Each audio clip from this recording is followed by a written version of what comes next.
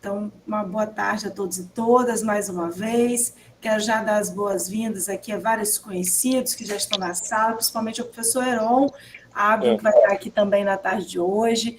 Inicialmente, como eu disse, uma grata satisfação estar com todos aqui retornando às atividades desse grupo de extensão. Nós já estamos com outras atividades já em andamento. Claro que quem não puder ficar com a câmera ligada, não tem problema, mas vou pedir, porque é tão bom ver tantos ex-alunos, inclusive, retornando aqui para o debate na nossa extensão. Marcos está por aqui, estou vendo, né, Marcos? Bom dia, boa tarde, o Igor já está por aqui também.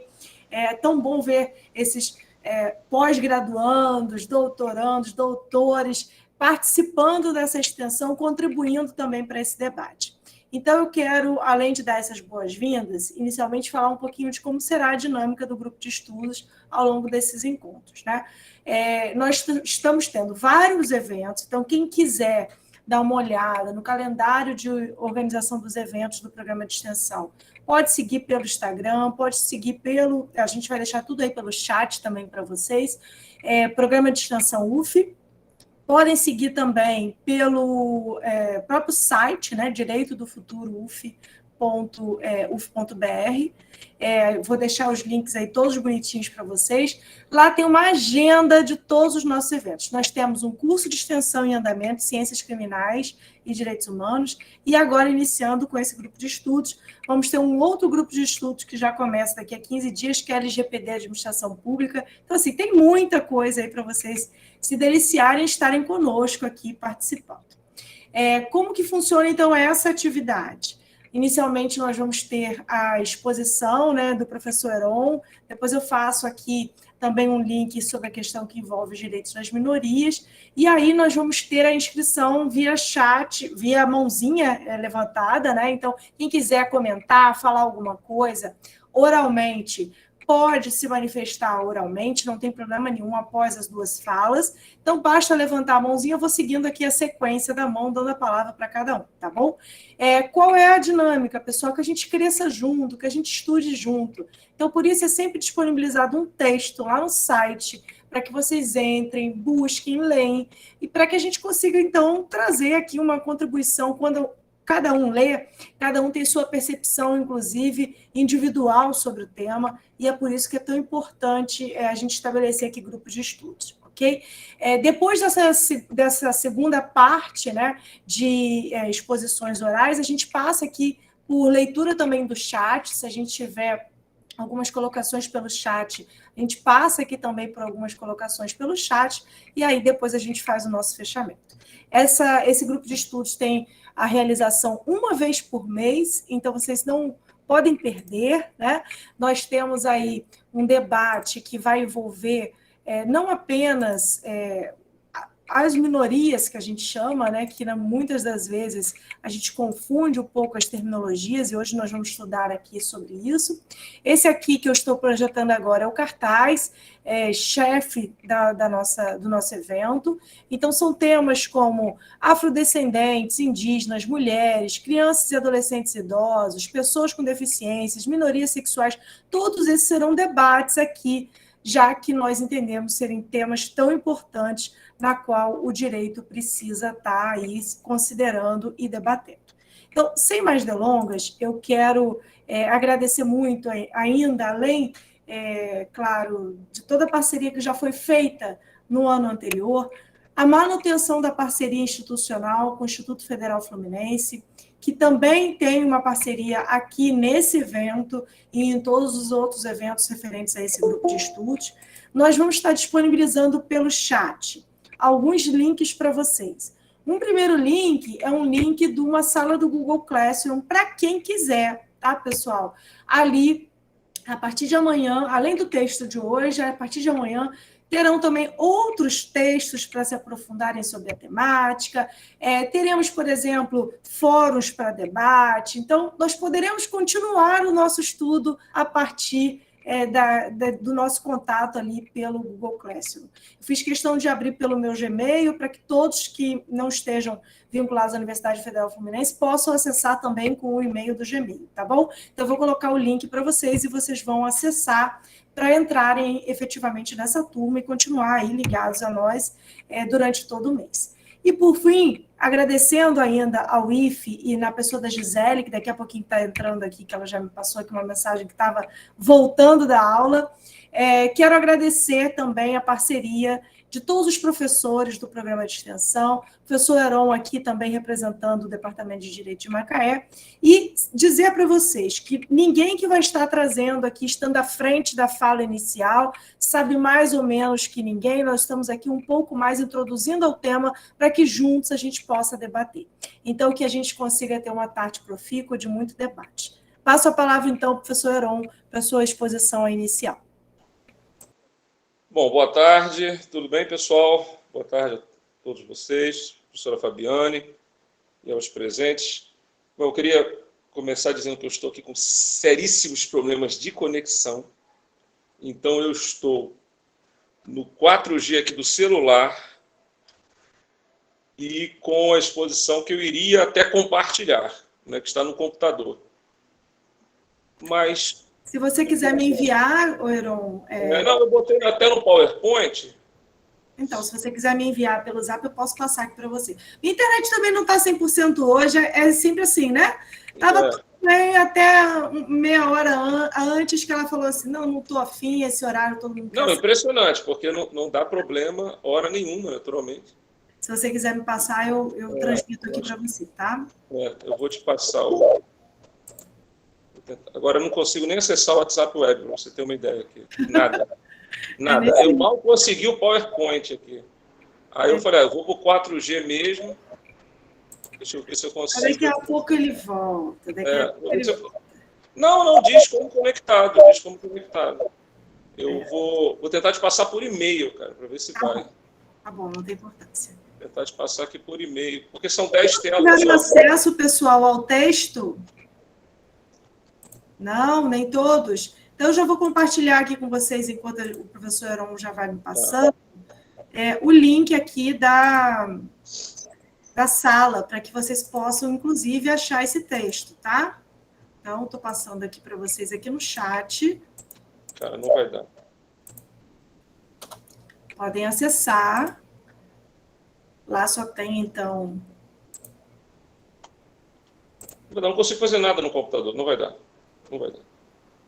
Tranquilo. Depois a gente coloca a arte lá no grupo, na sala do Classroom. Simplesmente o computador, só se eu reiniciasse ele, mas eu estou tentando... Assim, eu vou te sugerir ficar sem a câmera ligada, que aí ele sustenta um pouco mais a internet, se você preferir, tá? Eu vou ficar então, porque assim, eu estou no 4G, se eu perder o 4G aqui no celular, um abraço. Então eu vou desligar aqui. Vamos começando então. Para a gente começar. Bom, então, o que eu imaginei, né, para hoje, né, em relação ao nosso tema? Eu imaginei de fazer um apanhado, né, um pouco mais teórico em relação ao direito das minorias, né, e depois fechar falando sobre algumas situações práticas do STF, né, e depois abrir para os debates, também tem a exposição da professora Fabiane. Então, assim, qual é a grande motivação até desse tema em relação ao princípio da igualdade relacionado às minorias, né? É lógico que esse tema não é um tema assim tão recente, mas também não é um tema tão antigo em razão de várias demandas históricas, né? Mas assim, em razão dessas novas demandas sociais, né, que vem ocorrendo nessa nova arena social de debates, né? Em razão desse alargamento do espaço público a esses novos atores, né? E principalmente em razão da relevância histórica que marca a Constituição de 1988, com relação ao respeito às diferenças, né?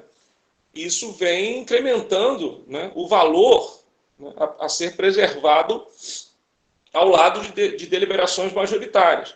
Ou seja, ao mesmo tempo, né, que vem se considerando deliberações majoritárias, também vem se considerando, né, valores referentes as minorias no processo democrático. Então, as minorias, elas vêm, diante dessas novas demandas, diante dessas novas inserções sociais, elas vêm buscando o seu espaço, né?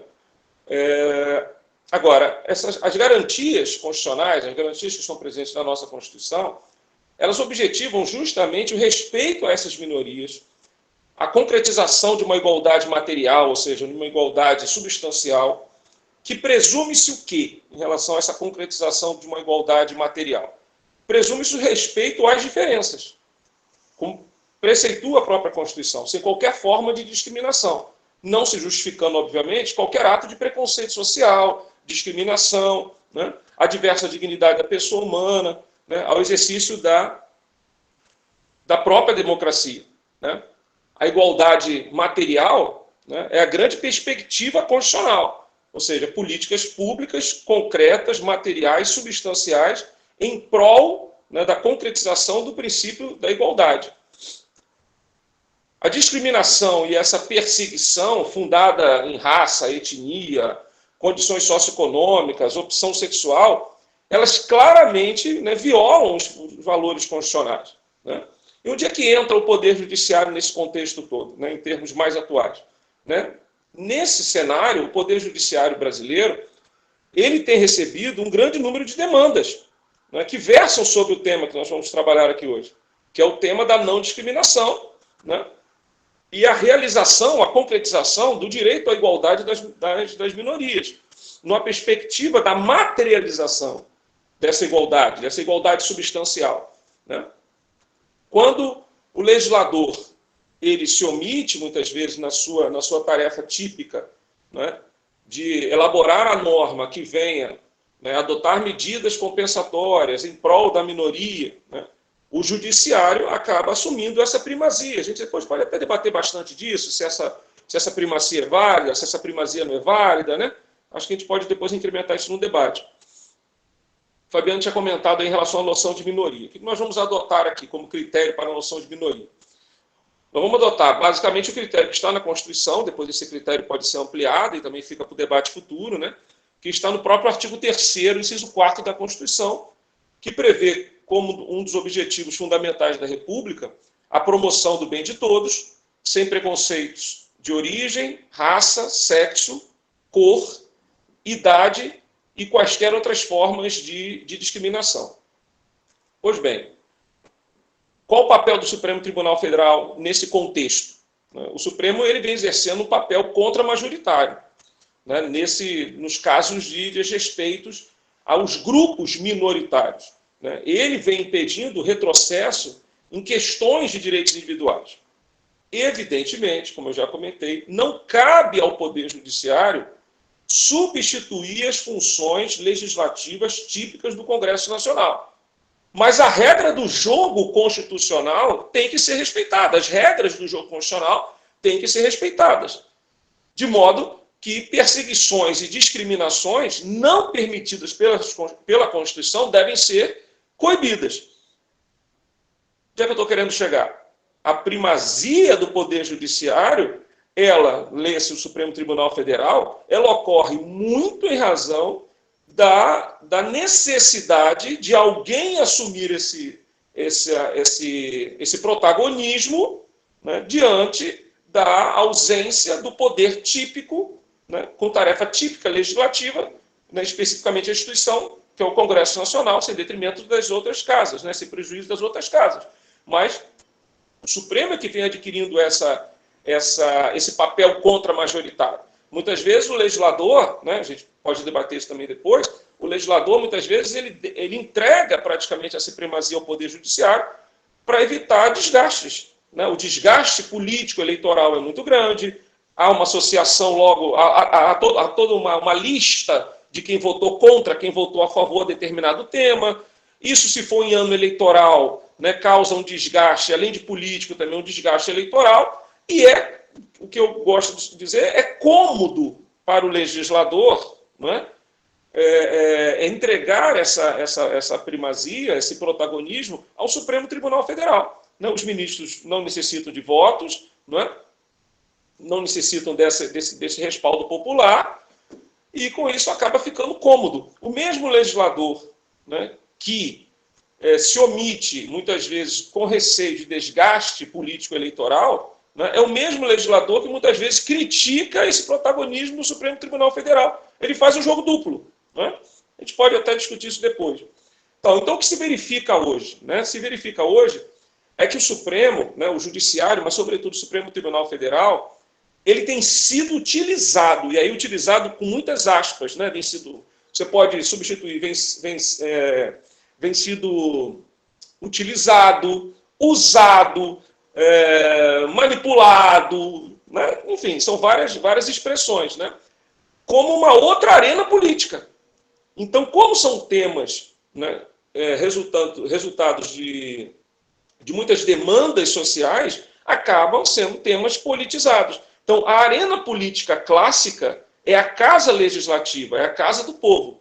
Mas, diante dessas omissões, o Supremo vem adquirindo esse outro cenário político, onde, né, as minorias têm a possibilidade, né, de terem seus direitos resguardados e efetivados. Alguns casos o Supremo avaliou nos últimos anos, né, eu peguei aqui alguns casos mais rápidos, só para materializar a ideia, né? Aí depois pode ser passado aí, Fabiane, para o pessoal os casos, né? Alguns são mais conhecidos, outros, talvez os mais recentes, não sejam tão conhecidos em relação a esses direitos da minoria sendo resguardados no Supremo Tribunal Federal, né? Em prol desses direitos das minorias. Um caso que foi julgado em junho, né, de 2016, né, na ADI 5357, é quando simplesmente a Confederação Nacional dos Estabelecimentos de Ensino ingressou com essa ADI, né, a Confederação Nacional dos Estabelecimentos de Ensino ingressa com uma ADI, aonde ela pede simplesmente, né, que as instituições privadas, que as escolas privadas, elas sejam excluídas da obrigatoriedade, né, de disponibilizarem atendimento educacional apropriado, né, inclusivo, né, às pessoas com deficiência. Então, a legislação, que é uma lei federal, a Lei 13.146, que é a Lei Brasileira de Inclusão das Pessoas com Deficiência, ela determina, ela impõe às escolas públicas e privadas uma assistência, um atendimento educacional apropriado e inclusivo às pessoas com deficiência. O que faz a Confederação Nacional dos Estabelecimentos de Ensino? Simplesmente ingressa como ADI, pleiteando a inconstitucionalidade, né, de determinado dispositivo, não vou aqui entrar em detalhes, de determinado dispositivo da lei, né, que obrigava as escolas privadas também disponibilizarem esse atendimento. Né? Ou seja, a Confederação ela procurou a exclusão da sua responsabilidade. Comigo não. Né? A rede pública, ok. Né? Mas com a iniciativa privada já fica um pouco complicado, porque aí nós teremos que ter gastos e planilhas e orçamentos, né? E começa um discurso todo do capital, né? Em relação à mais-valia, ou seja, vira todo um discurso, né? Frio, né? Um discurso simplesmente do mercado, né? Sem pensar no atendimento, né? Em relação a isso. Apenas um trecho aqui da decisão, né? que debate, né? A decisão do Supremo, né? Ele vai dizer o seguinte, né? Que na atual quadra histórica, uma leitura focada tão somente em seu aspecto formal não satisfaz a completude que exige o princípio. Exatamente o que eu tinha discutido anteriormente. O que se busca, né, na efetivação do princípio da igualdade não é a igualdade formal, todos são iguais perante a lei. O que se busca é a igualdade substancial, a igualdade material, que é o objetivo dessa legislação, ao incluir escolas públicas e escolas privadas. Né? Então, fica aí esse comentário. O julgamento foi, por maioria, considerado improcedente, essa ADI. Uma segunda, eu vou acelerar, tá, Fabiane? Porque eu estou vendo meu 4G aqui indo embora. Tá? Por isso que eu vou falar um pouquinho mais rápido. Um outro caso também foi julgado em junho de 2017, né, foi quando uma ADC 41, quando o Conselho Federal da Ordem dos Advogados do Brasil, não é, ingressa com essa ação declaratória de constitucionalidade em face da Lei 12.990, que destina aos negros 20% das vagas nos concursos públicos para provimento de cargos efetivos e empregos públicos na administração pública federal, seja ela direta ou indireta. Eu achei interessante os fundamentos da OAB. Né? A OAB fundamenta em três cenários. Né? Ela vai dizer: por que ingressamos com a ADI? Porque tem como finalidade a redução da discriminação racial, que se revela tanto no campo da educação como no mercado de trabalho. Segundo fundamento, se destina a promover a igualdade, novamente, igualdade material, de modo a efetivar a igualdade de oportunidade entre negros e brancos no Brasil. E o terceiro fundamento da ADC, porque busca possibilitar uma maior representatividade aos negros e pardos no serviço público, assegurando que os quadros do Poder Executivo representem a realidade da população brasileira. Essa ADC foi julgada procedente por unanimidade. Um terceiro caso, aí agora já em junho de 2019, foi uma ADO, né, proposta, ADO 26, foi proposta pela Associação Brasileira de Gays, Lésbicas e Transgêneros, de relatoria do ministro Celso de Mello, né, em face da omissão do Congresso Nacional, já comentamos hoje aqui, a omissão do Congresso Nacional em não editar a lei que criminalize os atos de homofobia e transfobia. A lei do racismo é uma lei de 89, né, a lei 7.716. E, por interpretação do Supremo Tribunal Federal, justamente o Supremo aí na primazia, que nós vimos, no protagonismo, ele inclui, né, nessa legislação, na lei 7.716, inclui a homofobia e a transfobia como tipo penal, né, definido na lei do racismo. Um trecho do voto da Carmen Lúcia: a reiteração de atentados decorrentes da homotransfobia revela a situação de verdadeira barbárie. Quer-se eliminar o que se parece diferente física, psíquica e sexualmente. A tutela dos direitos fundamentais há de ser plena, para que a Constituição não se torne folha de papel. É sempre apropriado perguntar na humanidade plural: quem é o diferente? E quem disse que quem marcou quem é diferente está certo? Se é que há certezas na vida, porque na sociedade discriminatória em que vivemos, a mulher é o diferente, o negro é o diferente, homossexual é o diferente, transexual é o diferente. Diferente de quem traçou o modelo, porque tinha poder para ser o espelho e não o retratado. Preconceito tem a ver com poder e comando. Quem submete outro é mandante. Não há como desconhecer a inércia, e aí ele vai falar da inércia do poder judiciário. Agora, é interessante destacar nessa decisão duas teses que foram aprovadas, apesar da inclusão, né, da homofobia e da transfobia como tipo penal. A primeira tese é que até que o Congresso Nacional edite a lei, as condutas homofóbicas e transfóbicas se enquadram como inclusão na Lei 7.716. Ok, já tinha comentado. O segundo é bem interessante.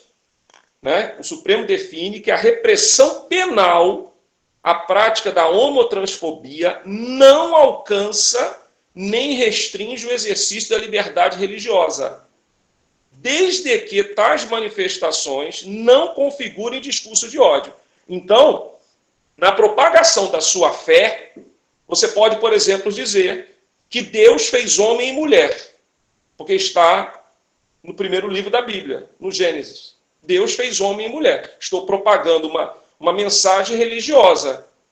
É isso que o Supremo quer dizer. Agora, eu não posso ir para a página 2 dessa mensagem. Ou seja, Deus fez homem e mulher, consequentemente, todos aqueles que se desviarem desse caminho devem morrer. Aí é o discurso do ódio, né, que o Supremo também está condenando.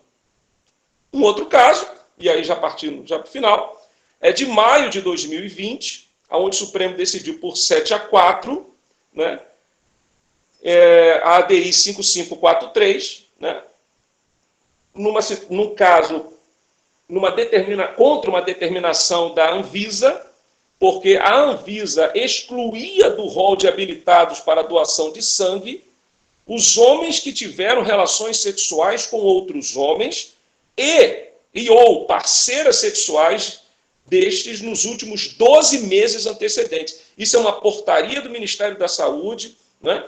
E isso também é uma resolução da Anvisa. Então, o que preceituava essa resolução? Homens que tiveram relações sexuais com outros homens não poderiam doar sangue. Simples assim. Qual foi a decisão do Supremo Tribunal Federal? O ministro Fachin, que foi o relator, ele destacou que não se pode negar a uma pessoa que deseja doar sangue um tratamento não igualitário, com base em critérios que ofendem a dignidade da pessoa humana. Detalhe é que houve 2 votos, né, divergentes, do Alexandre de Moraes e do Lewandowski. O Alexandre de Moraes entendeu de forma divergente, né, no sentido de que as restrições da Anvisa são baseadas em dados técnicos e não em orientação sexual. Achei aí interessante destacar pelo menos os vencidos. E o Lewandowski, né, entendeu que deve-se adotar uma postura autocontida diante de determinações das autoridades sanitárias, porque ele também entende que elas foram embasadas em dados técnicos. Então, destacando aí esses 2 votos vencidos. E o último caso, também acelerando aí enquanto meu 4G funciona, é um caso mais recente, de março de 2021, a DPF 779, foi julgada em março de 2021. Essa DPF foi ajuizada pelo PDT, né, com o objetivo de que fosse dada interpretação conforme a Constituição a 2 dispositivos do Código Penal e a um dispositivo do Código de Processo Penal. Simplesmente, o objetivo dessa DPF, julgada em março de 2021, era afastar a tese jurídica da legítima defesa da honra. Sim. Pasmem, né? Foi preciso uma DPF para que pudesse haver uma interpretação conforme a Constituição dessa expressão que nos reporta a 1976, no caso Leila Diniz.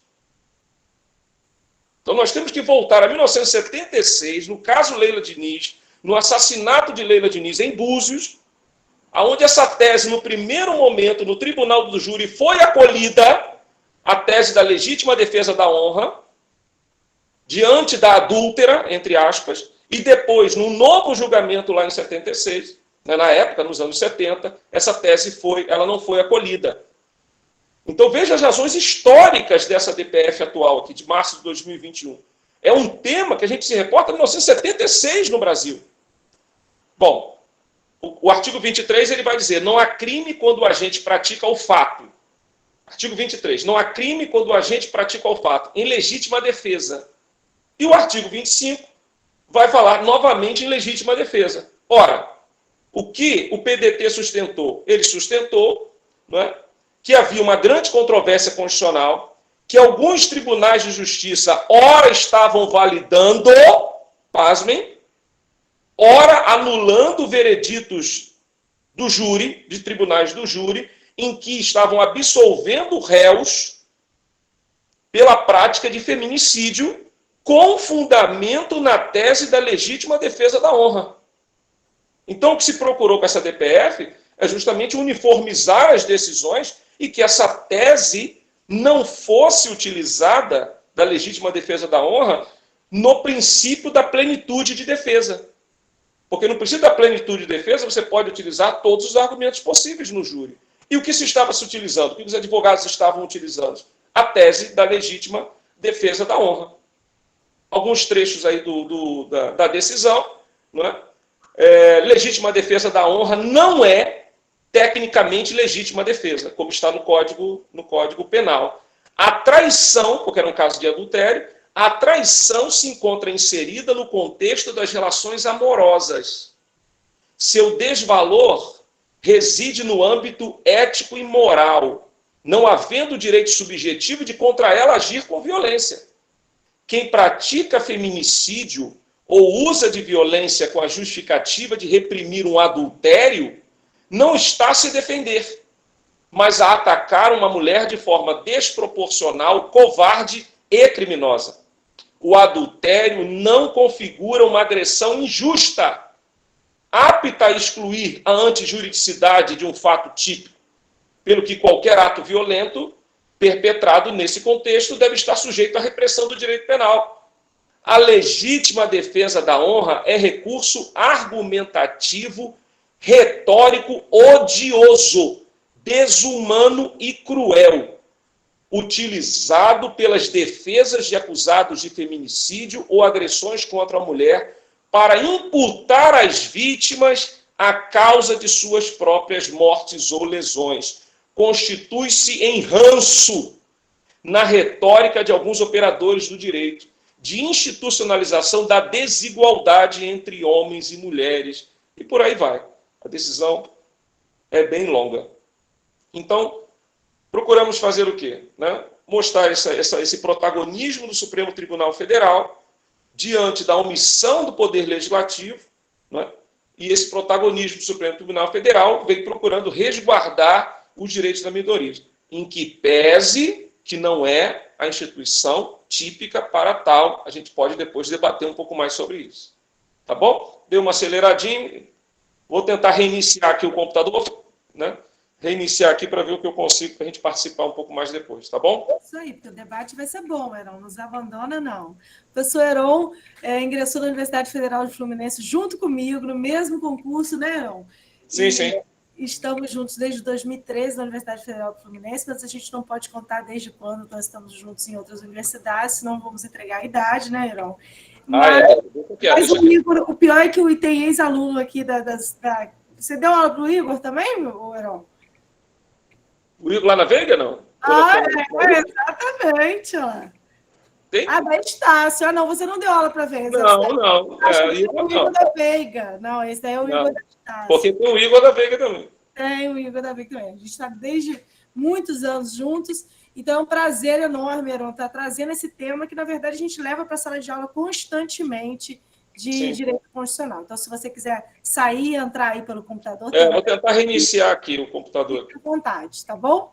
Eu quero, pessoal, trazer uma sequência, mais ou menos, daquilo que estava sendo falado, trazer um pouco essa perspectiva que a gente tem de trazer a temática base que vai ser perpetrada e discutida aqui ao longo dos encontros, né? Então, esse é o foco principal. Tá aí, então, o slide para vocês. O tema de hoje, então, envolve igualdade e direito das minorias. E aí eu vou fazer essa diferenciação com vocês, exatamente fazendo um retrato do que seriam essas minorias, o que seriam esses grupos vulneráveis, né? Porque necessariamente nem sempre são a mesma coisa, né? Então, vamos fazer aqui uma sequência de fala daquilo que o professor Heron já trouxe. Bem, primeiro a gente começa falando sobre democracia. Quando a gente fala de democracia, a gente lembra aí de algumas frases icônicas, né? Então, o Lincoln, lá no século XIX, falava que democracia é o governo do povo e pelo povo. E Churchill disse que a democracia é a pior forma de governo, exceto por todas as outras. E a gente olha para esse debate que envolve democracia, principalmente para perpassar aquilo que a gente está hoje debatendo, que é a igualdade.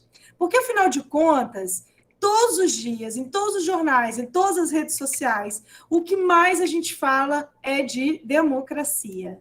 O que mais a gente fala é de, talvez, ausência de respeito à igualdade, aos direitos. E, portanto, é isso que a gente vai tentar estabelecer aqui, tentando não usar palavras de alguns grupos da mídia, mas colocar as coisas nos seus devidos lugares, né? Tentando especificar exatamente do que nós estamos tratando aqui como arcabouço do nosso diálogo. Então, se a gente está discutindo como base a democracia, o tema base fundamental para se fazer valer essa democracia é a representatividade.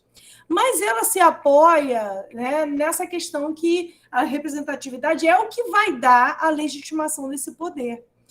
Porém, quando você busca essa vontade da maioria, muitos autores acabam trazendo um diálogo de que talvez, se a gente apenas foca a democracia como uma vontade dessa maioria, nós estaríamos, então, talvez proporcionando uma tirania dessa maioria. Afinal de contas, a sociedade ela não é composta apenas desse grupo majoritário, que escolhe o seu representante, seja do executivo, do legislativo. Então, nós temos grupos dentro da sociedade que precisam se sentir representados também nas políticas públicas, nas escolhas públicas. E, portanto, é por isso que a gente fala aqui o tempo todo de que talvez, quando a gente olha para esse conceito base aí da democracia, estabelecendo como a vontade da maioria, muitas das vezes a gente se desconsidera as falas e as necessidades de uma minoria. Por isso que o professor Herô falou hoje, né? O Supremo Tribunal Federal faz esse papel contra-majoritário, tentando preservar, então, esses grupos que dentro da sociedade muitas vezes não possuem essa representatividade, uma vez que não estão dentro dessa escolha da maioria. Bem, a essência da democracia moderna está principalmente nessa preservação da liberdade individual, e não apenas nessa forma de governo liberal. Então, quando a gente fala em preservação da liberdade individual, é a preservação de uma liberdade de escolha. Claro que sem ferir aquilo que a gente tem de pontos máximos do texto da nossa Constituição, as nossas cláusulas pétreas, os direitos fundamentais, né? Disso a gente não abre mão. É isso que vai nos nortear, é isso que vai nos tornar minimamente respeitáveis enquanto sociedade. Apesar de termos um texto de uma Constituição que a gente chama de programática, nós precisamos entender que aquilo que lá está, a gente precisa perseguir, a gente precisa buscar. Então, olhando para a essência dessa democracia, como uma liberdade individual, a gente precisa entender que essa minoria precisa ser respeitada. Não somente garantir esse governo da maioria, mas também assegurar a sobrevivência, a liberdade e o bem-estar de todos os indivíduos que estejam ou não representados nessas diversas categorias de poder.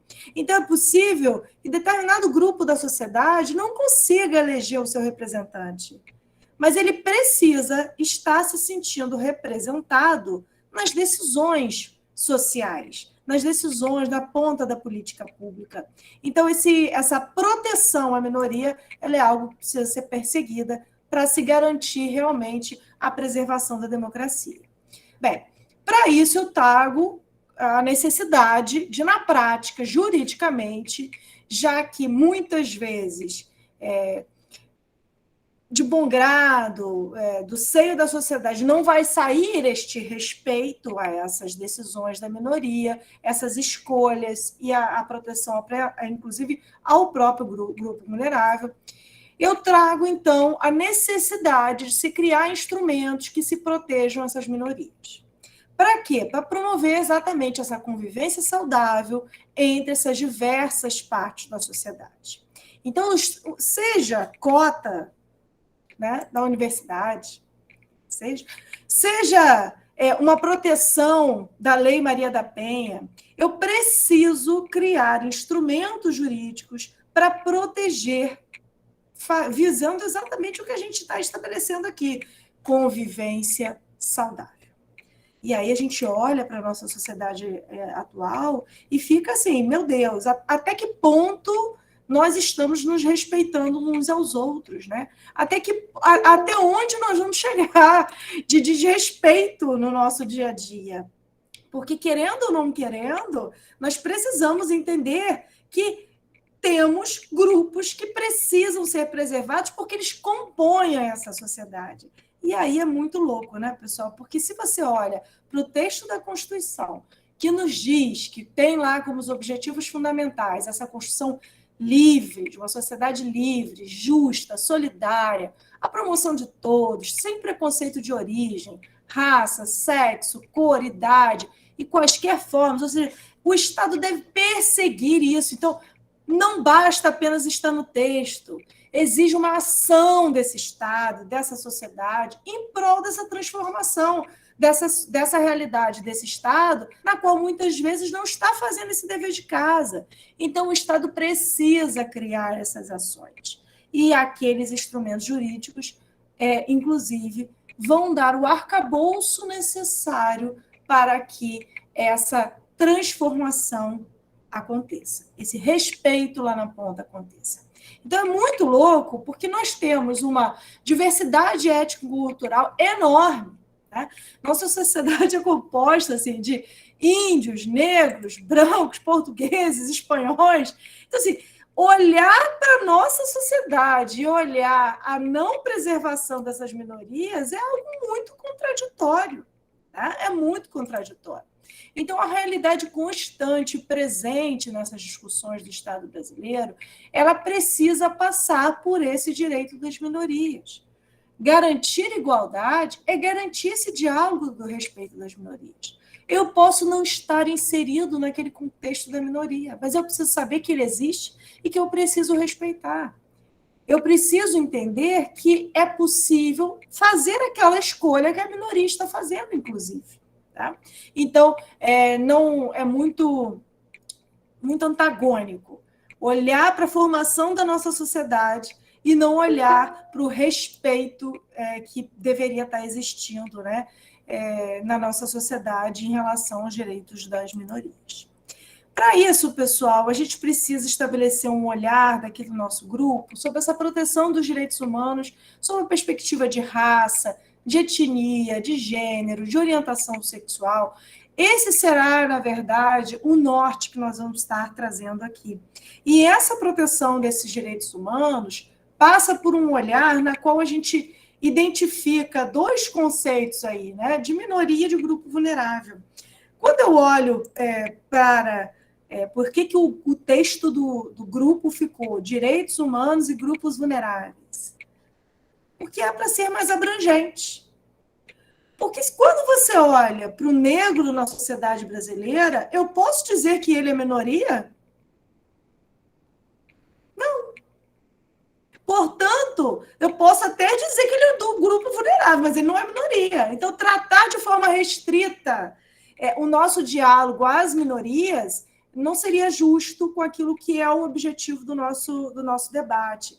Então, é claro que as minorias existentes hoje estão inseridas nos grupos vulneráveis, mas fazem parte dos grupos vulneráveis outras categorias de grupos em que a gente pode estabelecer um diálogo mais abrangente aqui. Tá? E aí, o que vai ser efetivamente trazido aqui como grupos vulneráveis? Né? Os afrodescendentes, que eu estava falando. Vamos fazer um debate, fazendo esse recorte, tanto histórico quanto também das proteções desses instrumentos afirmativos de proteção, desmistificando determinadas questões. Então, às vezes, a gente fica... Eu vivo fazendo um debate sobre racismo, eu vivo fazendo um debate sobre igualdade racial, né? Mas, às vezes, você fica assim, meu Deus do céu, por que ainda você precisa debater tanto? Porque, infelizmente, é algo constante o desrespeito. Né? E eu, no alto do meu privilégio de branca, mulher eu já não posso dizer que é privilégio, né? No alto de uma mulher branca, classe média, eu posso dizer que eu não sei nada do que é racismo. Tá? E quem tem que me falar isso são grupos representativos. Então, nós vamos trazer aqui professores que estudam essa temática a fundo para aprofundar e fazer com que a gente consiga disseminar de um modo mais claro a necessidade dessas medidas afirmativas para os afrodescendentes. Outra temática que vai ser trazida aqui é a respeito dos indígenas. Né? É impressionante quanto o nosso olhar para esse grupo foi assim distorcido ao longo da história. Nós tivemos uma ocupação do território brasileiro onde nos implicou dizimar essa população na sua grande maioria. Né? Então, debates que envolvem demarcação de terra, debates que envolvem, por exemplo, a educação do indígena, tudo isso precisa ser trazido à baila. Não basta apenas pintar a criancinha lá no dia do índio. Né? Não é isso que nós precisamos fazer na sociedade para proteger esse grupo de vulneráveis. Né? Precisamos falar de mulheres, porque, afinal de contas, todo dia, toda hora, nós temos relatos de mulheres violentadas, sofrendo abusos. Infelizmente, nós sabemos que a realidade do contexto no mercado de trabalho é cruel ainda hoje, né? Da ocupação dos cargos. Então, tudo isso precisa vir a ser debatido constantemente. As pessoas se vivem fazendo debate sobre direitos das mulheres, sobre violência doméstica. Mas, infelizmente, é disso que nós estamos tratando como realidade na nossa sociedade. Então, se ainda é um grupo vulnerável, precisamos trazer para debate aqui. Tá?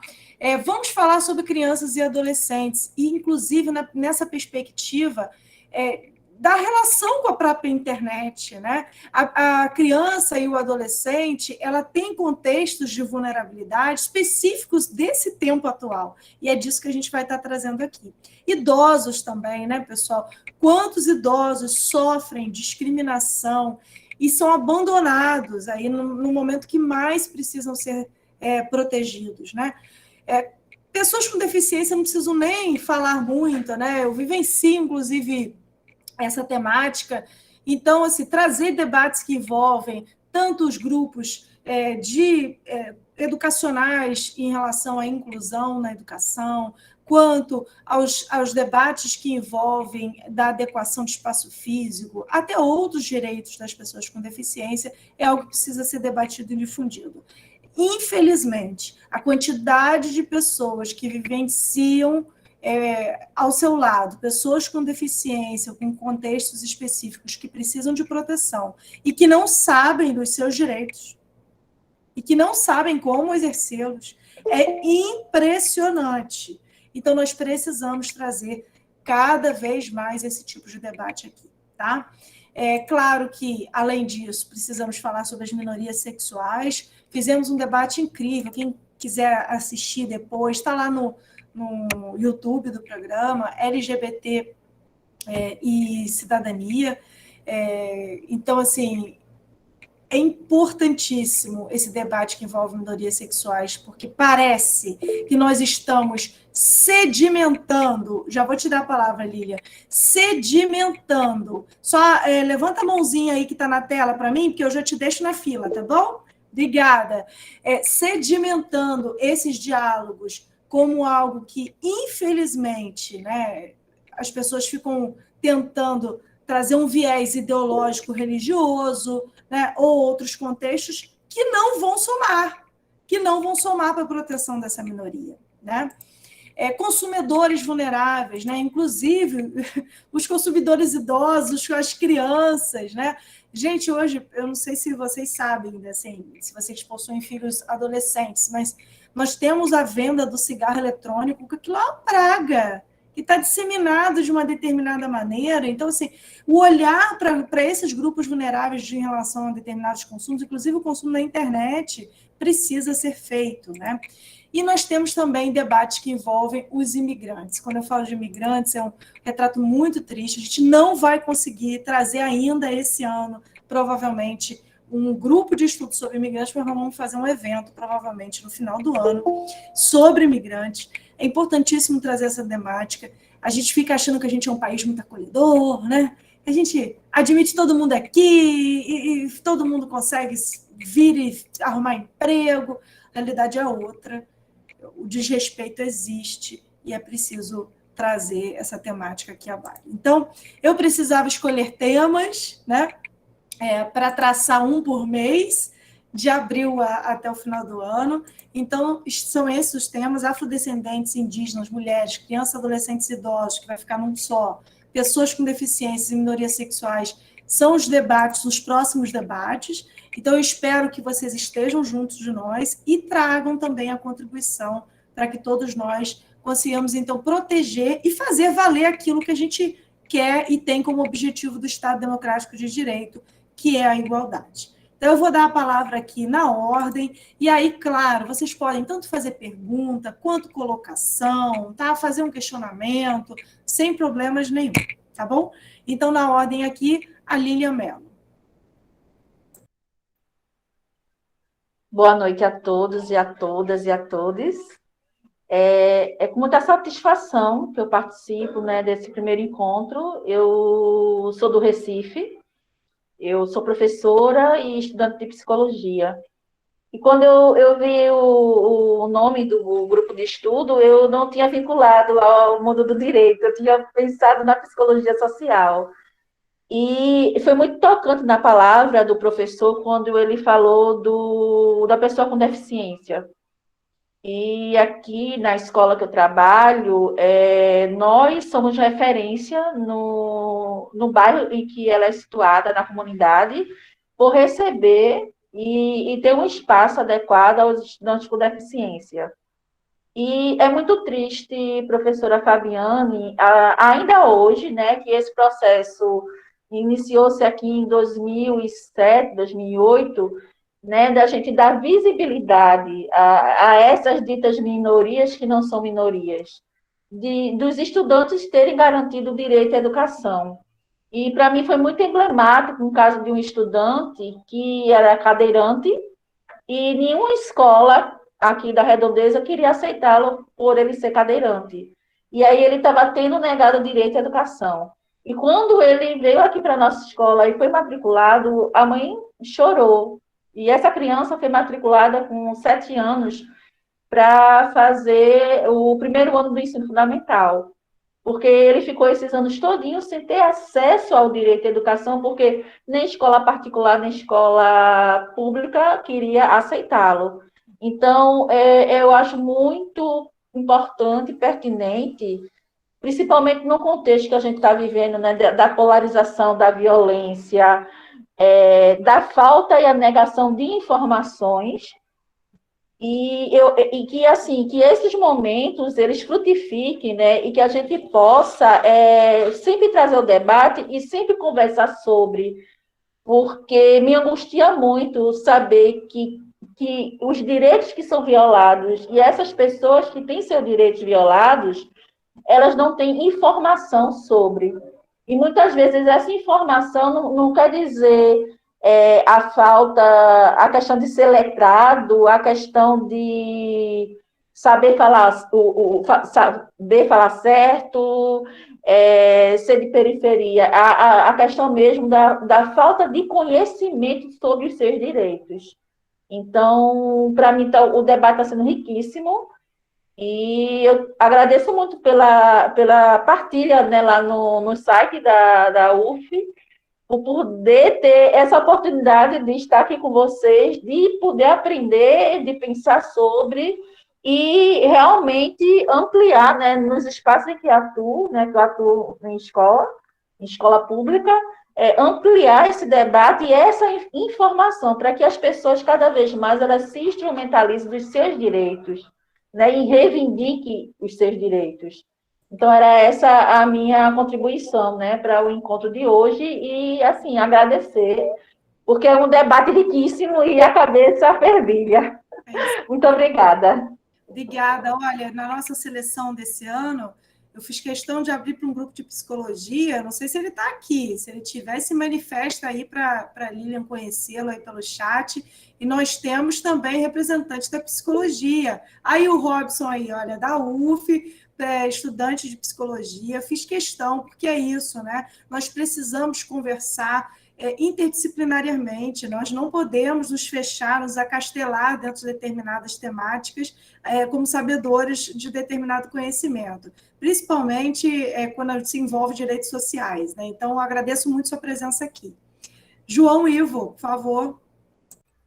Boa noite a todos. Queria primeiro dizer que é um prazer estar na presença numa sala, mesmo que virtual, tanto do professor Heron como da professora Fabiane ao mesmo tempo. É uma coisa que me remonta ao início da faculdade, numa das primeiras aulas de Direito Constitucional. Então, é uma coisa que é uma oportunidade rara, digamos assim. Mas eu queria só... Olha, João, só um parênteses. Eu não me lembro muito de muitos eventos que eu já fiz com o Heron, não, você acredita? Eu acho que exatamente por os dois estarem na mesma área, a gente acaba fazendo muitos eventos. E aí a gente normalmente não traz, né, Heron? Muitos debates. A gente precisa fazer... É verdade. Pois é, me lembro do primeiro período ainda. Mas só queria remontar que as falas dos professores me remeteram muito ao texto que foi disponibilizado. Inclusive, a princípio, a gente sempre fala, o autor também comenta no texto, uma comparação com o Estado francês, canadense, estadunidense, sobre a questão da igualdade nessas sociedades em específico, em comparação com a sociedade brasileira. Mas é um contrassenso, na minha opinião, porque a sociedade brasileira vive em um estado de... me fugiu o termo agora, mas de diferença, de desigualdade. Então, isso é perpetrado desde o início da sociedade brasileira, desde os tempos do Império. Inclusive, eu tenho estudado muito isso historicamente, a constituição da Polícia Militar no Rio de Janeiro, com a família real, que é uma polícia patrimonial. Então, a todo instante, a desigualdade ela nunca foi exatamente um alvo de mudança. Não se queria modificar a estrutura de poder, exatamente porque quem tem o poder não quer abrir mão. Então, isso se perfaz por todos os temas que a gente vai trabalhar nesse grupo de estudos, né? Inclusive, eu não queria entrar no assunto do próximo encontro, mas na conclusão ele traz um tema que me é muito doloroso, exatamente a questão do elevador. Foi a primeira vez que eu sofri discriminação racial, mesmo como um homem pardo, porque eu tenho uma irmã gêmea, mas de pele branca, e minha mãe, amamentando ela, foi confrontada por uma mulher branca, falando que porque você está amamentando a filha da sua patroa. Então, exatamente, eu não entendia nada, mas é uma coisa que a gente convive com essa desigualdade, com esse racismo, com todas essas formas de simplesmente desumanidade. E era só isso mesmo. Obrigado. E só vocês que sofrem na pele no dia a dia, né, que podem efetivamente mostrar essa dor.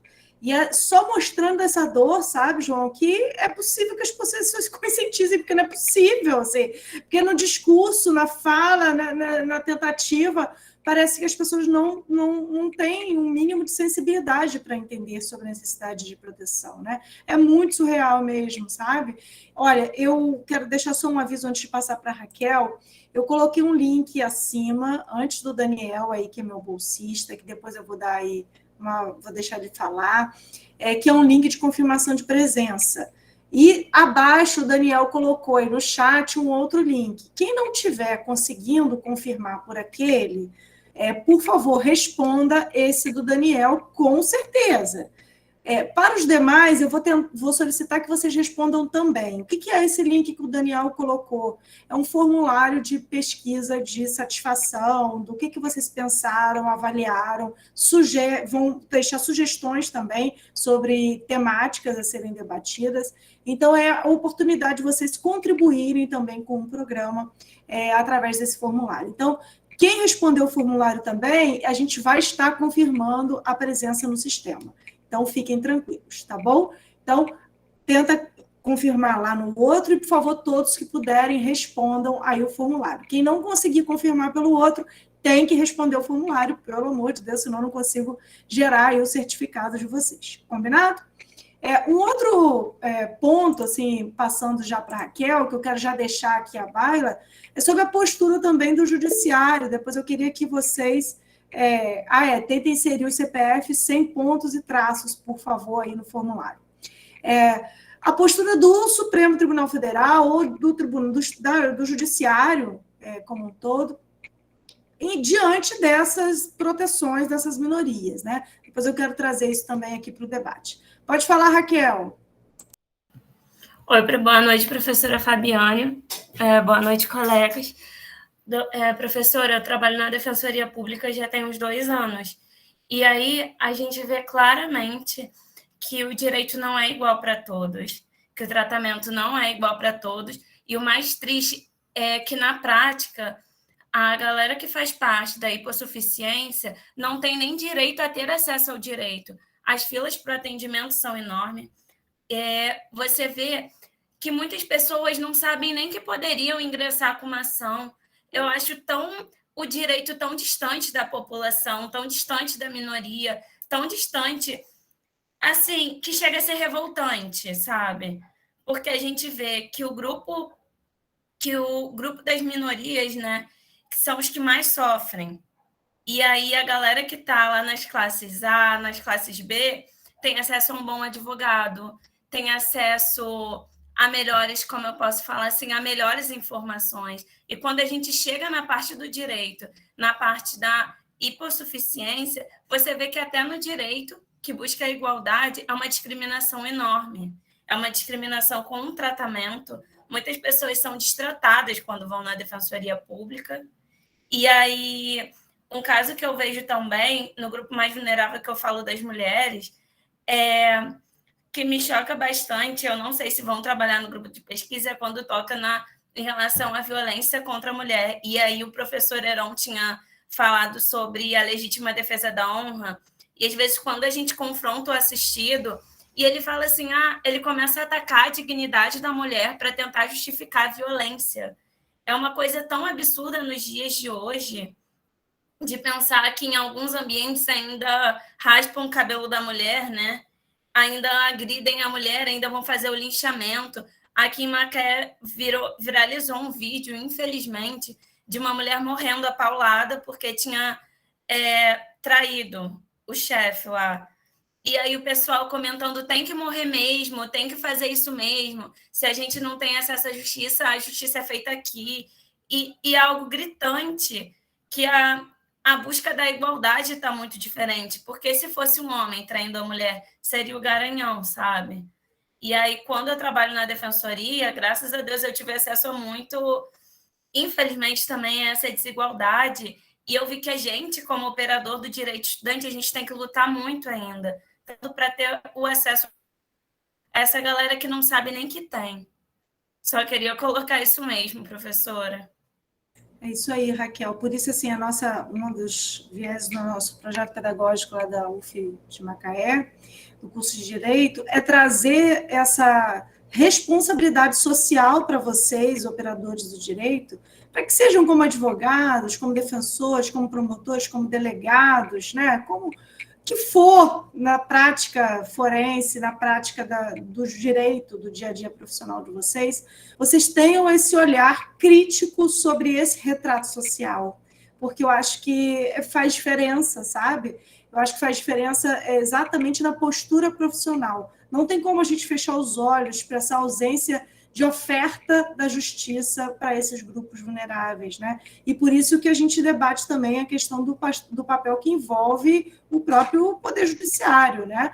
Olha, a Lara falando que foi comentado pelo Ivo, que ela também passou isso com a filha dela, que foi questionada se ela tinha certeza que era mesmo filha dela, porque ela era negra e a filha é branca. Então, vejam, até isso, né? Até esse racismo, ao contrário, vamos chamar assim, né? Em que existe, é surreal. Pode falar, Igor. Heron, você fica à vontade também para ligar o áudio, por favor, e me cortar e falar o que você quiser, por favor. Professora Fabiane, professor Heron, demais colegas, boa noite. É sempre um prazer estar falando com vocês, professora. Assim, não vou contar quando eu fui seu aluno, por questões também, eu me esqueci, já estou ficando com um pouco de esquecimento. Eu vou fazer algumas pequenas observações, né?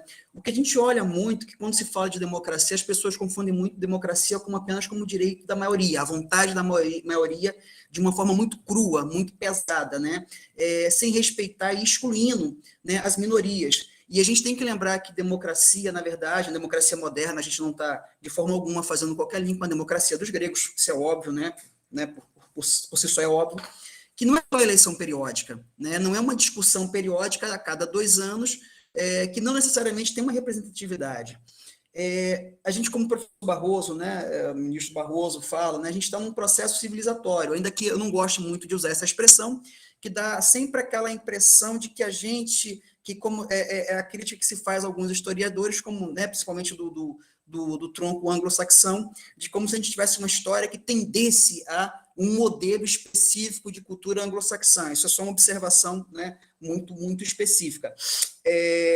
esse retrocesso, na verdade, surge como querer uniformizar a sociedade, né? E isso a gente vê muito nas sociedades como o Brasil, né? E esse processo de globalização, que foi uma globalização do capital, né? Uma globalização dos mercados emergentes que poderiam consumir essa produção excedente, e aí, sem entrar em qualquer teoria de A ou B, só fazendo uma observação, até o próprio o Banco Mundial, o FMI fala isso, a gente vê que a gente tem uma globalização do capital, mas não tem uma globalização da representatividade, né? Então, e a gente nota que, seja no Trump ou em outros, eu estou usando exemplos de outros países para a gente não polarizar, nem ficar um debate. O que é o grande medo dos países do capitalismo central? Né? É não se abrasileirar.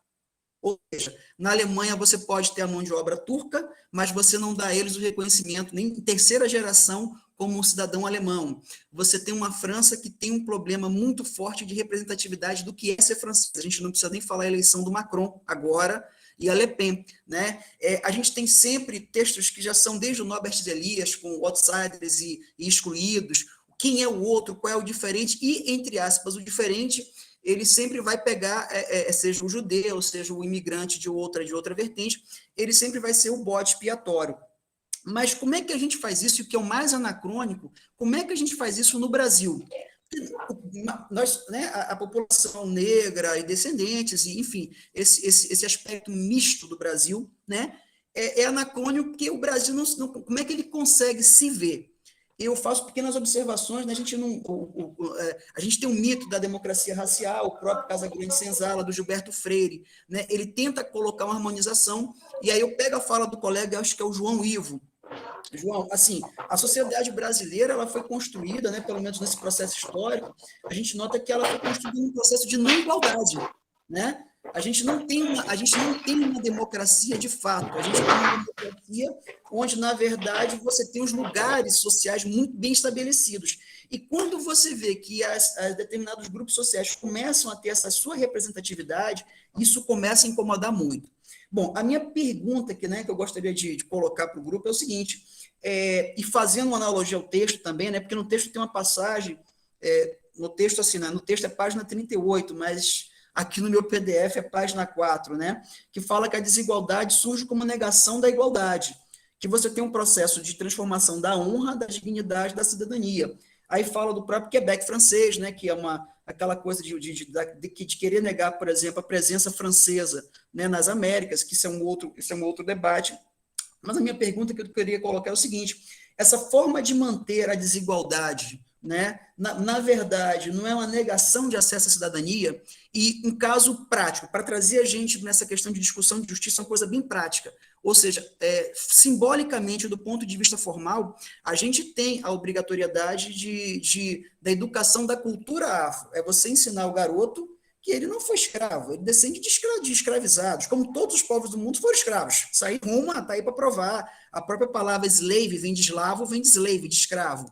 Mas, assim, né, essa desigualdade, não a negação de acesso à cidadania, e um exemplo fácil da gente começar a provocar essa construção, não seria, por exemplo, a gente cobrar efetivamente nas salas de aula, já do começo, o ensino da cultura afro, e de outras culturas, claro, né, assim, né, nativos brasileiros. Eu não gosto muito de usar a expressão índio, porque eu acho um pouco, né, vem de um contexto, mas assim, povos nativos, povos originários, e, professora, a senhora sabe que eu falo muito, e é basicamente isso. Um abraço, professora Anjo e mais colegas. Olha, Igor, eu acrescento o seguinte, gente, olha, o Igor foi um ex-aluno, 2007, Igor, eu posso entregar, foi 2007? Professora, eu queria ser seu aluno desde 2005, mas sua turma era cheia, lembra? E aí eu fazia aula de manhã e à noite, aí eu fui para a noite para assistir a aula da senhora, a senhora lembra disso?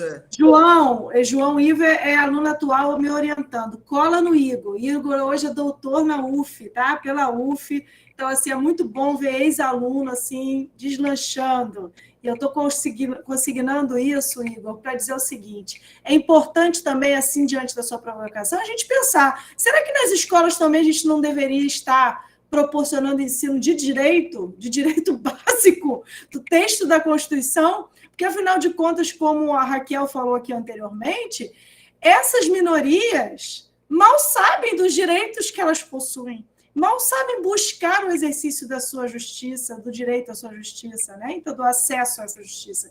Então, Será que, mais do que a gente estabelecer o conhecimento sobre essas culturas, que eu acho que já está, pelo menos, determinado pelo MEC que deve existir, né? Pode não ser feito adequadamente, mas está lá que tem que existir. Mas será que a gente não deveria mais estar proporcionando esses diálogos também concernentes aos direitos dessas minorias, né?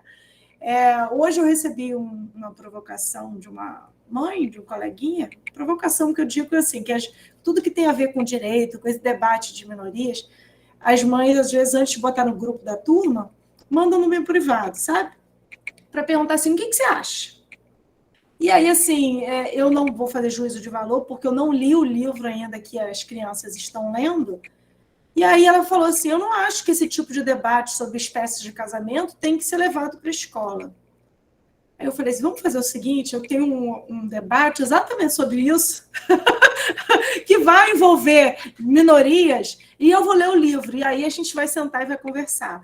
Porque, pessoal, antes de bater de frente, antes da gente discutir em rede social, antes da gente discutir pelo WhatsApp, antes da gente demonizar qualquer possível A ou B ou C que defende determinada coisa, a gente precisa conscientizar. Conscientizar principalmente essas minorias da proteção dos seus direitos, né? Então, isso é importantíssimo de ser feito, né? A Raquel está fazendo uma pergunta aqui, antes de eu passar para a Natália, deixa eu ver o que a Raquel perguntou. Pessoal, como me inscrevo no grupo de pesquisa? Não estou conseguindo pelo site inscrito, alguém pode me mandar o link?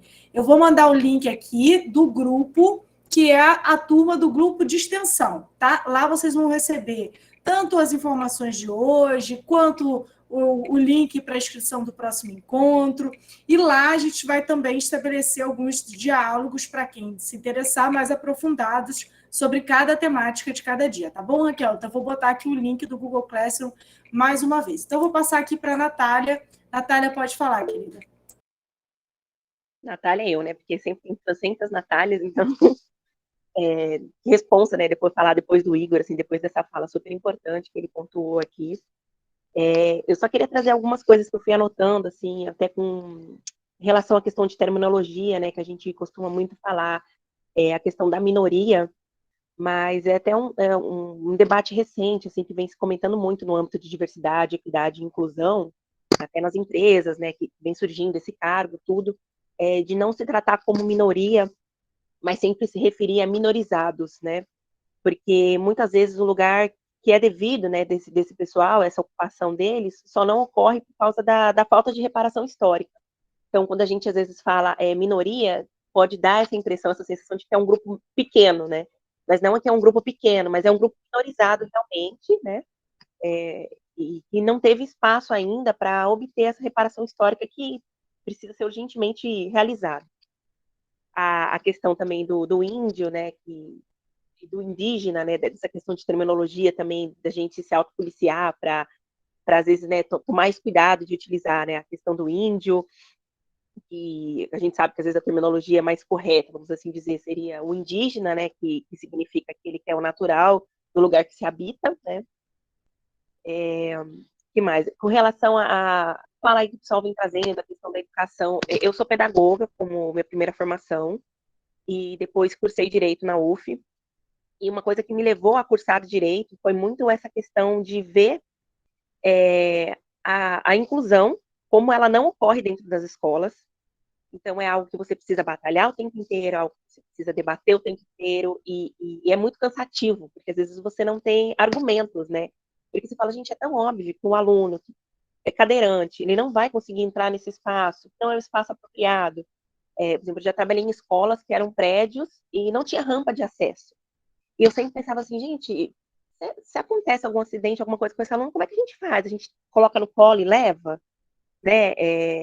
Que tipo de acesso a gente está dando para esse aluno? Que tipo de educação a gente está dando? A gente vai adaptar uma sala aqui no térreo para que esse aluno tenha acesso. Então, assim, ele não vai ter acesso a nenhum outro espaço da escola, porque não se faz essa adaptação, não se pensa nesse aluno, não se pensa na inclusão como algo macro, né?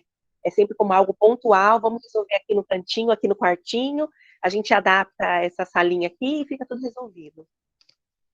E aí, no direito, eu tenho que fazer uma segunda graduação e vou me aprofundar nessas questões. Hoje eu estou no mestrado na UFRJ, e eu estudo muito a questão da inclusão mas no que tange a questão da acessibilidade dentro dos presídios da cidade do Rio de Janeiro, e também, assim, a gente fala em grupos minorizados, né? A gente fala tanto da questão dos presos, que a gente sabe quem são os presos hoje, né? A maioria dos presos, quem são essas pessoas que estão lá. E a questão da acessibilidade, que uma coisa que eu nunca tinha visto e me chamou muita atenção em depoimentos de familiares, né? Então, você tem pessoas que, por exemplo, são cadeirantes, que estão presas e necessitam da boa vontade de alguém que esteja presa com elas para poder ir ao banheiro, porque eles não têm essa autonomia, né? Então, alguém precisa levar no colo até o banheiro, para que a pessoa, o banheiro entre aspas, né? Até o local ali para ele poder utilizar. Então, tem muitas essas questões, eu acho que é muito pertinente esse grupo, assim, eu achei, quando eu vi que ia ter esse debate, eu falei, nossa, acho que é um espaço de troca muito válido, muito, muito bacana. Com relação à fala do Igor, ele diz da questão dessa desigualdade, né, como uma negação da cidadania, mas acho que a gente tem que pensar, assim, ampliar esse raciocínio de a quem serve essa negação da cidadania, né? Ela se mantém porque ela serve a um grupo e serve muito bem a esse grupo, né? Que quer manter e quer que continue sendo excluído, né? Esses grupos minorizados. Não quer que esses grupos minorizados tenham espaço, não quer que as mulheres, mesmo representando aí, segundo o IBGE, 52% da população brasileira, ocupem espaços de destaque, né? A gente tem os negros também aí, segundo o IBGE, 54% da população, e você não vê essas pessoas ocupando lugares de destaque. E por que isso, né? Por que a gente tem essa negação da cidadania, essa negação desse acesso a esses grupos, e são sempre a esses grupos, né? Eu acho que é bacana a gente tentar ampliar assim, esse debate nesse sentido. E era basicamente isso que eu queria falar, e estou aqui aberta para quem quiser realizar trocas, conversar, vai ser muito bacana, acho que essa construção aí do conhecimento. Um abraço a todos. Natália, que prazer ter você por aqui, querida. Que bom. Quero muito depois estreitar laços, ouvir um pouco mais sobre sua pesquisa aí da UFRJ.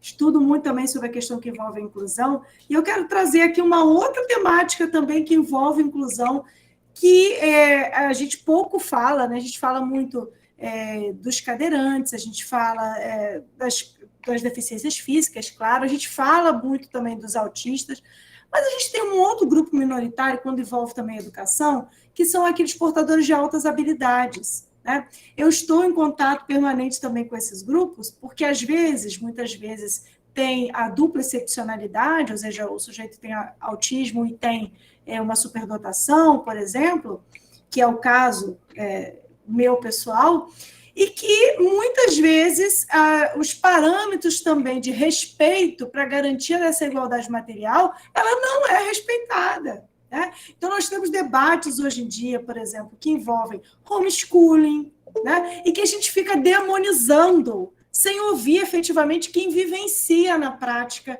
determinados tipos de situações. Né? Então, eu queria depois devolver também para você, se você puder, saber de você se você também já teve em contato sobre a inclusão dessas crianças com altas habilidades em relação à proteção dos seus direitos.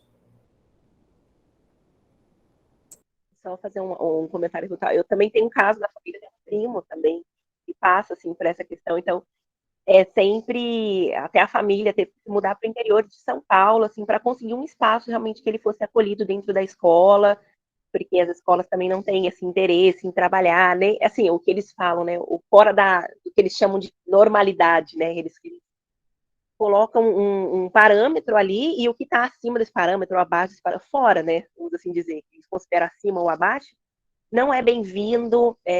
Eu agora recentemente estou morando em Belo Horizonte e eu já vivenciei aqui escolas em que elas pedem, entre aspas, né, muito educadamente, para que os pais retirem os alunos da escola, porque o aluno não vai se adaptar, enfim, a escola não tem nenhum interesse, né, aquilo que eu falo, para quem se mantém esse interesse. Então, eu acho que seu filho aqui, ele não vai estar bem assistido, sabe? Então, vem sempre com essas falas, né, culpando, como se fosse realmente jogando para a família essa responsabilidade, como se fosse somente da família e não da sociedade como um todo, né?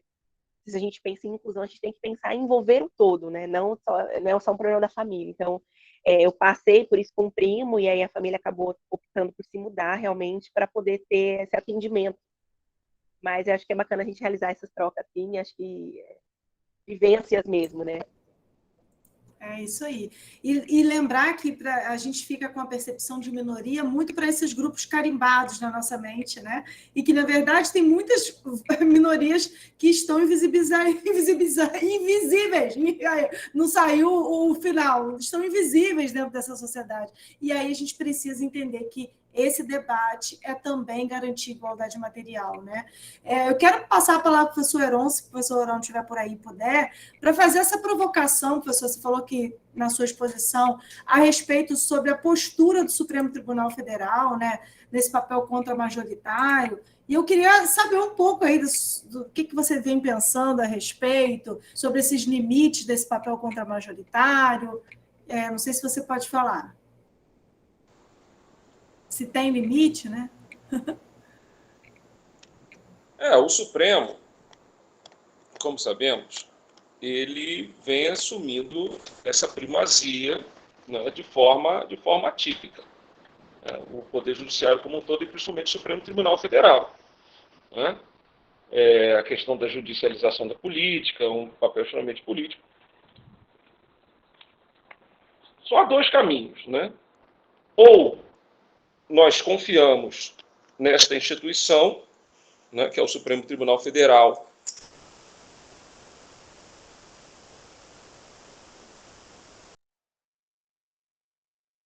Travou para vocês também? Travou, né? na defesa dessas minorias, né? Ou minorias dos grupos vulneráveis. Vou te pedir para você fechar. O que eu estou querendo dizer? Heron. Há uma grande desconfiança, né, quando, pelo menos... Né? Oi? Estava com um delay, eu só vou pedir para você voltar um pouco, que você estava falando... Melhorou? Assim, melhorou, aí você deixa a câmera fechada. Que você estava falando... Melhorou agora, sim, a câmera? Melhorou, tranquilo. Você só estava no início falando assim, que só tem dois caminhos, aí você volta a partir daí. Desliguei a câmera. Pode falar. Você estava falando que só tem dois caminhos. Desliguei a câmera. Se o áudio ficar ruim, me avisa de novo, por favor. Então, assim, desliguei a câmera para melhorar a conexão. Então, só há dois caminhos, né? Ou se confia, né, no papel do Poder Legislativo, nessa primazia em defesa dos grupos vulneráveis, das minorias, né? Ou o Congresso Nacional assume a sua função típica de legislar e elaborar essas normas protetivas.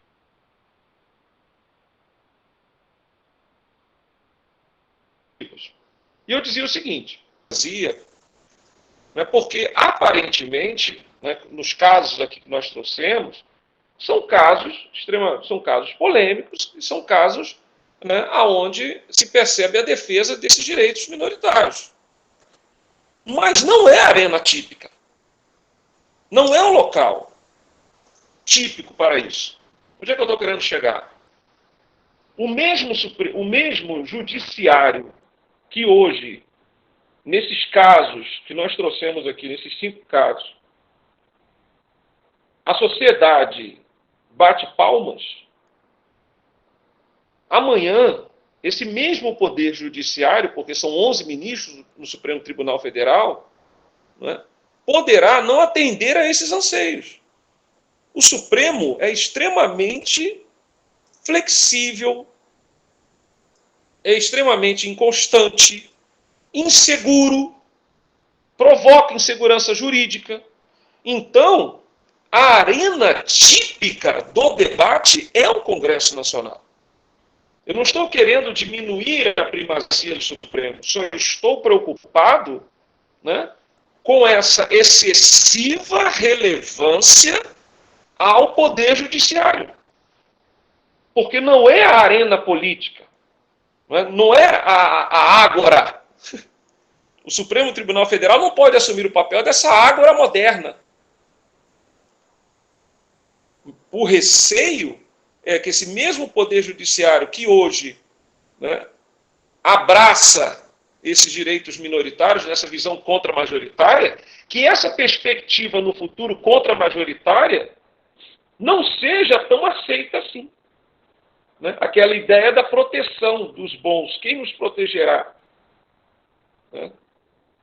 Então, é um receio que eu tenho em relação a essa primazia do Poder Judiciário. Não é um contexto próprio, não é um cenário próprio. São apenas 11 ministros. A imensa maioria das decisões do Supremo Tribunal Federal são monocráticas, não são do plenário, não são colegiadas, não são nem das turmas que comportam 5 ministros. As decisões são colegiadas, são liminares. Essas liminares demoram anos para serem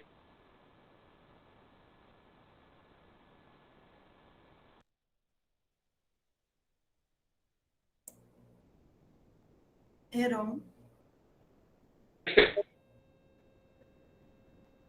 Parou aí, amigo? Acho que... Esse é um receio. Há uma provocação de insegurança muito grande. Não é? Em 2016, o Supremo entendeu que as pessoas condenadas em ações penais de segunda instância deveriam ser presas.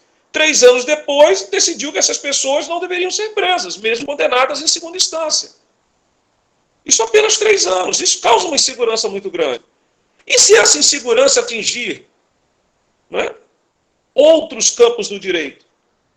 O ministro Barroso deu um exemplo mostrando, não, mas o Supremo, ele quando faz revisão de pena, ele lida com 0,00001%. Sim, mas esse 0,01% foi o quê? Foi batata? Foi maçã? Ou foram pessoas? É 1% sobre o quê? Sobre pessoas. Então, entre 2016 e 2019, pessoas não ficaram presas? E o que se faz com elas? O Estado indeniza? Então, essa é a minha insegurança. Essa é a minha insegurança. Acho que o Supremo não é... Ele vem cumprindo um papel. Mas enquanto esse papel atender, entre aspas, né, aos direitos das minorias, a sociedade bate palmas. Mas enquanto nós tivermos que criticá-lo, então essa perspectiva. Há um receio. Não é a arena clássica. Esse papel não é deles. Isso.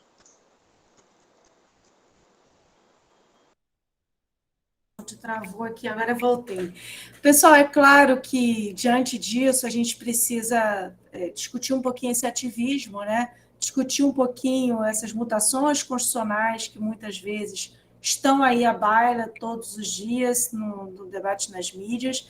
E eu concordo com o professor Heron quando ele fala que isso tudo acontece porque existe uma omissão desse legislativo que não assume esse seu papel crucial de realmente estabelecer a proteção no ordenamento jurídico daquilo que efetivamente a sociedade deseja, né? Refletir aquilo que a sociedade deseja. Esse papel contra-majoritário sempre vai existir, mas esse ativismo judicial, essa mutação constitucional informal excessiva, ela só tem existido porque existe uma lacuna do legislativo muito grande, né?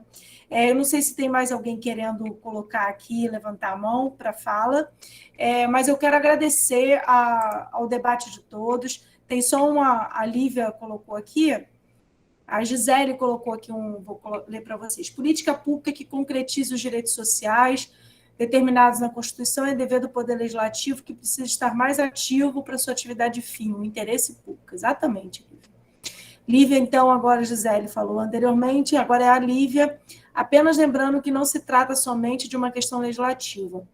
Tem-se toda uma estrutura estatal que deve proporcionar orientação, fomento, poder coercitivo nas violações e acesso à possibilidade de denúncia e estrutura protetiva que também sofre muito com a falta de conhecimento do ordenamento.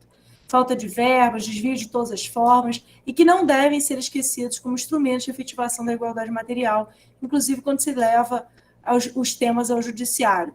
E essa estrutura, na verdade, estatal, que tem que proporcionar, inclusive, seja na ponta, lá nas delegacias, nas investigações, né? Seja também nos grupos como a Defensoria Pública, que vão trazer esse acesso à justiça, né, Lívia? A gente precisa entender que também essa não estruturação desses grupos que vão fazer valer a proteção desses direitos das minorias também nos leva a crer aquilo que o Igor, a Natália, aqui estava trazendo ao debate anterior. Será que realmente não existe uma vontade de não estruturar para não proteger efetivamente esses direitos, né? Será que necessariamente eu quero instrumentalizar essa cidadania para que ela seja uma cidadania ativa dessas populações vulneráveis, né? Então, fica aqui essa pulguinha atrás da orelha, porque muito que a gente tem de contexto de políticas públicas é o reflexo, claro, da vontade desses gestores, inclusive para manter o status que está atualmente, né? Vou passar a palavra para o professor Heron para ele se despedir, e depois aqui eu faço o meu fechamento. Eu só queria agradecer a participação, né, o convite, primeiramente da professora Fabiane, né, a intensa participação, né, de pessoas de diversas áreas, né, isso é importante, nós temos pessoas de diversas áreas, aí, de todos os campos, não apenas do campo do direito, né, do campo da saúde, da enfermagem, né, nós temos diversos profissionais, isso só enriquece, né, o grupo, né, e agradecer a participação de todos, né, estaria aí à disposição para novas participações. Então, só agradecimento. Obrigado.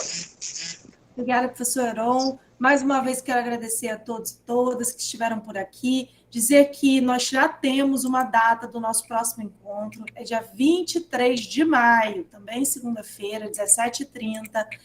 Esse horário teve link de presença, sim, que nós já passamos por aqui. Se você puder, coloca novamente aí, Daniel, isso, tem aí o registro do formulário para que vocês preencham, e eu vou colocar também aqui o link de presença mais uma vez. Agradecer a todos e convidar também aqueles profissionais que já passaram pela Universidade Federal ou que não passaram pela Universidade Federal, que queiram contribuir com o debate para integrarem efetivamente ao programa de extensão, que me procurem, seja lá pelo grupo do Google Classroom, seja pelo meu e-mail, fabianemanhães@id.uf.br, e vai ser um prazer ter vocês, profissionais de outras áreas, inclusive, nesses debates que envolvem aqui cidadania, políticas públicas, crescimento e efetividade dos direitos sociais. Forte abraço a todos, até nosso próximo encontro. Obrigada, professor On.